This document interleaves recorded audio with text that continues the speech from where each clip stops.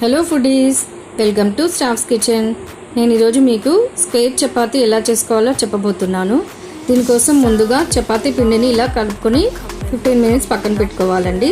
తర్వాత చపాతీని ఇలా వీలైనంత పెద్దగా ఇలా స్ప్రెడ్ చేసుకోవాలండి. తర్వాత దీనికి ఆయిల్ని అప్లై చేయాలి. చూడండి, ఈ విధంగా ఆయిల్ని అప్లై చేయాలండి. తర్వాత రైట్ సైడ్ ఒక ఫోల్డ్ ఇలా చేసుకోవాలి. తర్వాత లెఫ్ట్ సైడ్ ఇలా ఫోల్డ్ చేసుకోవాలి. ఆయిల్ అప్లై చేస్తూ ఇలా ఫోల్డ్ చేసుకోవాలండి. చూడండి, ఈ విధంగా ఫోల్డ్ చేసుకోవాలి. తర్వాత పైన నుంచి ఒకసారి ఇలా ఫోల్డ్ చేసుకోవాలండి. తర్వాత ఈ విధంగా డౌన్ కూడా ఫోల్డ్ చేసుకోవాలి. ఇలా స్క్వేర్ షేప్లో చేసుకోవాలండి. ఇది లేయర్స్గా వస్తుందండి, అందుకనే ఆయిల్ అప్లై చేయాలి మధ్యలో. చూడండి, ఈ విధంగా అన్నీ రెడీ చేసి పెట్టుకోవాలండి. చూడండి, ఈ విధంగా స్క్వేర్ షేప్లో చేసుకోవాలి.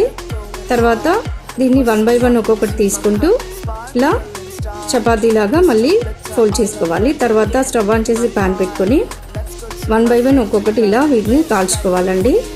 తర్వాత దీనికి ఆయిల్ అప్లై చేస్తూ మధ్యలో మీడియం ఫ్లేమ్లో పెట్టుకొని వీటిని ఇలా కాల్చుకోవాలండి. చూడండి, ఈ విధంగా 1 by 1 చపాతీని కాల్చుకోవాలండి.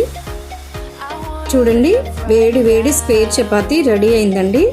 ఇది లేయర్స్గా ఉంటూ చాలా సాఫ్ట్గా స్మూత్గా తింటుంటే చాలా బాగుంటుందండి.